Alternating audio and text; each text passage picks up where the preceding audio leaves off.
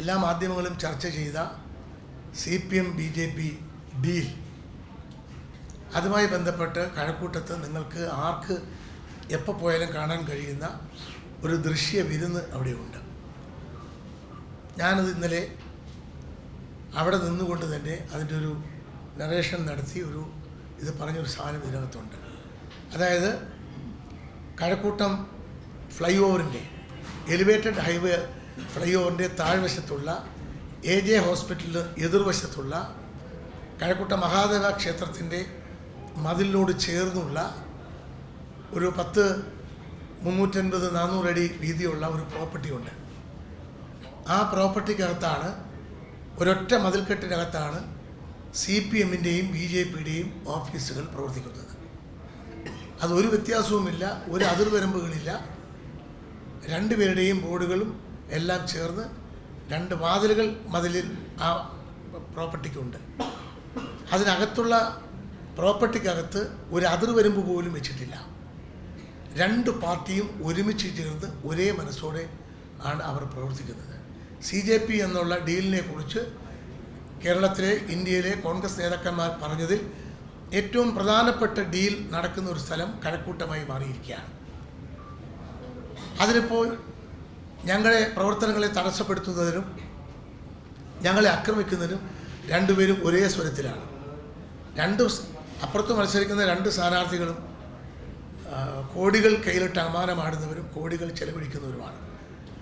എനിക്ക് പാർട്ടി തരുന്നതും പാർട്ടി പ്രവർത്തകർ തരുന്നതുമായ സാമ്പത്തിക ശേഷി വെച്ചുകൊണ്ട് പ്രാദേശികമായുള്ള കാര്യങ്ങളൊക്കെ ഞങ്ങൾ ചെയ്യുന്നു. പക്ഷേ ഞങ്ങളുടെ കൊടിതോരണങ്ങൾ, ഞങ്ങളുടെ ബോർഡുകൾ ഒക്കെ നശിപ്പിക്കുന്നതിന് വേണ്ടിയുള്ള ശ്രമങ്ങൾ ഇപ്പോൾ ഇന്നലെ മുതൽ അക്രമത്തിൻ്റെ മാർഗത്തിലേക്ക് കൂടി ഇവർ മാറിയിരിക്കുന്നു എന്നുള്ളതാണ് യാഥാർത്ഥ്യം. അപ്പോൾ അക്രമത്തിൻ്റെ മാർഗത്തിലേക്ക് ഇത് അവർക്കൂടെ കൊടുത്തു. അപ്പം ഞാൻ പറയുമ്പോൾ ബാക്കി ഇവിടെ ക്യാമറയുടെ മുമ്പിൽ പോയിട്ട് സൈഡിൽ കൊടുക്കും. അക്രമത്തിൻ്റെ മാർഗത്തിലേക്ക് എന്ന് പറഞ്ഞാൽ ഇന്നലെ മെഡിക്കൽ കോളേജ് ഇളങ്കോം ക്ഷേത്രത്തിൻ്റെ ബാക്കിൽ ഞങ്ങളുടെ പ്രവർത്തകർ ബോർഡുകൾ വെച്ചുകൊണ്ടിരിക്കുകയാണ്. അപ്പോൾ ഒരു 8-10 DYFI പ്രവർത്തകർ അവിടെ തന്നെ വന്ന് മദ്യപിച്ച് നമ്മുടെ ബോർഡ് വെക്കുന്ന നമ്മുടെ പ്രവർത്തകരെ, നമ്മുടെ മണ്ഡലം പ്രസിഡന്റ് അടക്കമുള്ള ആളുകളുണ്ടായിരുന്നു. ബോർഡ് വെച്ചുകൊണ്ട് നമ്മുടെ പ്രവർത്തകരെ മൃഗീയമായി കമ്പിപ്പാര വെച്ച് അടിച്ച് മെഡിക്കൽ കോളേജിലാക്കി. അപ്പോൾ ഞങ്ങൾ 11 മണിക്ക് ശ്രീകാര്യത്തെ ഞങ്ങളുടെ കേന്ദ്ര ഓഫീസിൽ ഇരിക്കുമ്പോഴാണ് ഇത് അറിയുന്നത്. ഈ ഇരിക്കുന്ന ഞങ്ങളെല്ലാവരും ഓടി ഹോസ്പിറ്റലിൽ ചെന്നു. ഹോസ്പിറ്റലിൽ ചെല്ലുമ്പോൾ അത് കണ്ടാൽ സഹിക്കില്ല. ആ ചെറുപ്പക്കാരൻ്റെ മിഡിൽ ഓഫ് ബ്ലാങ്കറ്റ് ഇരിക്കുന്ന തലയുടെ പുറകുവശത്ത് പാര കൊണ്ടടിച്ചു. ശരീരമാസകലം അടിച്ച് പരിക്കേൽപ്പിച്ച മുറിവ്. അത് നമ്മൾ QR കോഡ് നിങ്ങൾ ഓപ്പൺ ചെയ്ത് നോക്കുമ്പോൾ അതിനകത്ത് കാണാൻ കഴിയും. മൃഗീയമായി മർദ്ദിച്ചു. ഞങ്ങളപ്പോൾ പോലീസ് ഉണ്ടായിരുന്നു. അപ്പോൾ പറഞ്ഞു മൊഴിയെടുത്തു, ഞങ്ങൾ FIR എടുത്തു, മൊഴിയെടുത്ത് ഉടനെ തന്നെ ആക്ഷൻ എടുക്കും. അപ്പം ഞങ്ങൾ ശരി ആക്ഷൻ എടുക്കണമെന്ന് പറഞ്ഞിട്ട് ഞങ്ങൾ ഈ പ്രവർത്തകൻ്റെ തലയ്ക്കടി കിട്ടിയതുകൊണ്ട് സ്കാൻ ചെയ്യാനായി കൂടെ ഉണ്ടായിരുന്ന മണ്ഡലം പ്രസിഡന്റ് സ്കാൻ ചെയ്യാനായി കൊണ്ടുപോയി. ഞങ്ങൾ നേരെ വീണ്ടും ഞങ്ങൾ വീടുകളിലേക്കും പോയി. ഭക്ഷണം കഴിച്ചിട്ട് വീട്ടിൽ പോകാൻ വേണ്ടി അവിടെ നിന്ന് ഇറങ്ങി.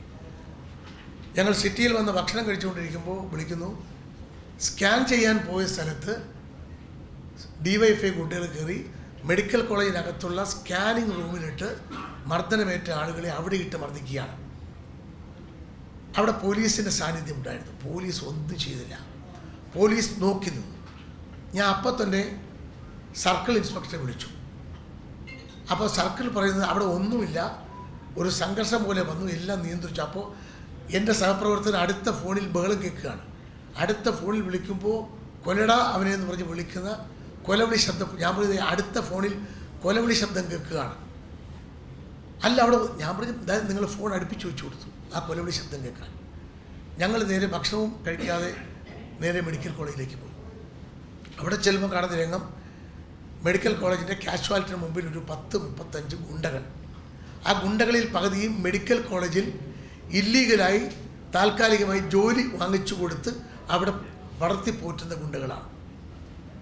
അവരവിടെ നിൽക്കുന്നു. ഞാൻ ചെന്ന് എൻ്റെ കൂടെയുള്ളവരുമായിട്ട് ഞങ്ങൾ അകത്ത് കയറുമ്പോൾ ഈ സ്കാനിങ് റൂമിൻ്റെ മുമ്പിൽ CI അടക്കമുള്ള പോലീസ് ഉദ്യോഗസ്ഥന്മാരെല്ലാ പേരുമുണ്ട്. ഞാൻ ചെന്ന് അവിടുത്തെ സർജനോട് ചോദിച്ചു, നിങ്ങൾ സൂപ്രണ്ടിനെ വിവരം അറിയിച്ചു?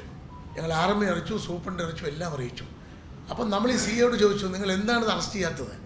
ആശുപത്രിക്കകത്ത് കയറി ഇത്രയും മൃഗീയമായി മർദ്ദിച്ചിട്ട് നിങ്ങൾ എന്തുകൊണ്ടാണ് ഇത് അറസ്റ്റ് ചെയ്യാത്തത്?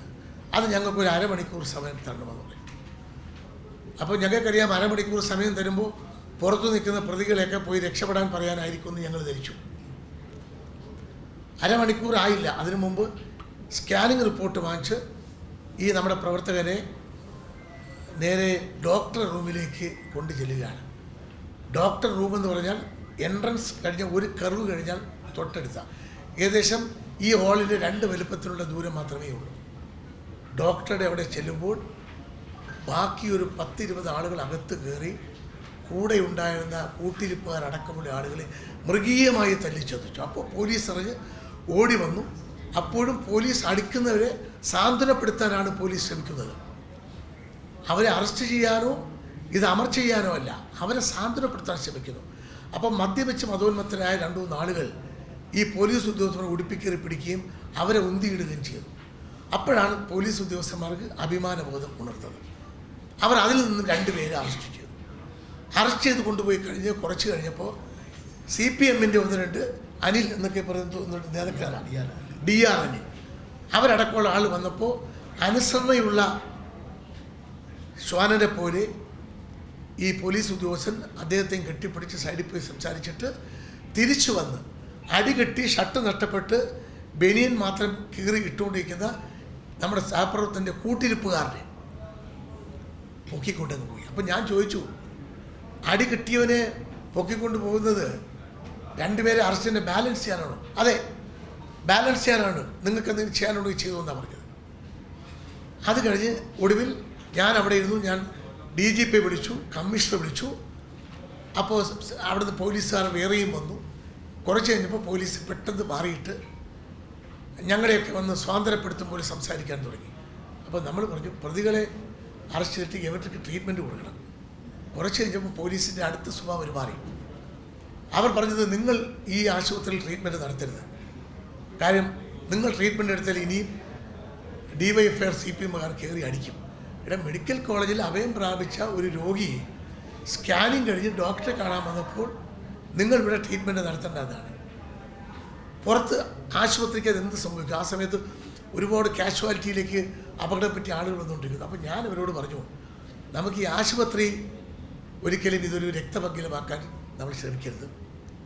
സംഘർഷമുണ്ടായ ജീവനപകടത്തിൽ വന്ന രോഗികളുണ്ട്, ഇവിടെ ചികിത്സിക്കാൻ സമ്മതിക്കില്ല എന്ന് പോലീസ് പറഞ്ഞപ്പോൾ ആ രോഗിയും കൊണ്ട് നമ്മൾ പുറത്തേക്ക് ഇറങ്ങുമ്പോൾ പറഞ്ഞു, ഞങ്ങൾ പ്രൊട്ടക്ഷൻ തരാം, നിങ്ങൾ പൊയ്ക്കോ. അപ്പം ഞങ്ങൾ ഇറക്കുമ്പോൾ പോലീസുകാർ കൂടെ വരികയാണ്.